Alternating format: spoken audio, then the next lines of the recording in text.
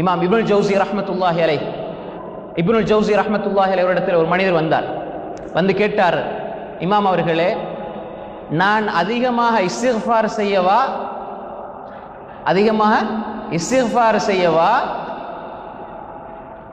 அல்லது அல்லாஹ்வை அதிகமாக திக்ர் செய்யவா? அதிகமாக இஸ்திக்ஃபார் செய்யவா? கேள்வி பாருங்க, அதிகமாக இஸ்திக்ஃபார் செய்யவா, அதிகமாக அல்லாஹ்வை திக்ர் தஸ்பீஹ் செய்யவான்னு கேட்டார். அப்ப இமாம் இப்னுல் ஜௌசி ரஹ்மத்துல்லாஹி அலைஹி சொன்னாங்க, ஒரு அழுக்கு நிறைந்த ஆடை, ஒரு அழுக்கு நிறைந்த அழுக்குனா என்ன, ஊத்தையாகி போய் அழுக்கு படிந்த ஒரு ஆடை, இந்த ஆடை அதுக்கு வாசனை திரவியம் பூசுவதை விட அதனை சுத்தப்படுத்தக்கூடிய சவர்க்காரம், சோப் போட்டு தேய்ப்பாங்களே, இப்போ சர்ஃப் எக்ஸல் அப்படி வந்திருக்குது. அப்போ சுத்தப்படுத்தி இந்த சோப்பிலி தானே அதன்பால் தேவைப்படுகிறது, அதிகமாக தேவைப்படுகிறது. என்ன அர்த்தம்? உள்ளம் அதனுடைய அழுக்குகளை போக்குறது இஸ்திக்ஃபார்.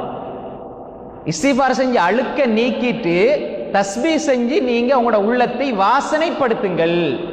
வேத்து விறுவிறுத்து போய் ஊத்தையோட இருக்கிறார், அழுக்கோட இருக்கிறார், பெர்ஃபியூம் அடிச்சா ரெண்டு சேர்த்து நாத்த அடிக்கும்.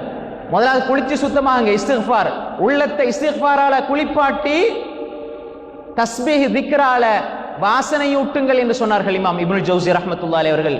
இந்த செய்தியை ஹாஃபிஸ் இப்னு ஹஜர் அல் அஸ்கலானி ரஹ்மத்துல்லாஹி அவர்கள் தனது ஃபத்ஹுல் பாரியிலே பதிவு செய்திருக்கிறார்கள். அப்ப இஸ்திக்ஃபார்னா என்ன?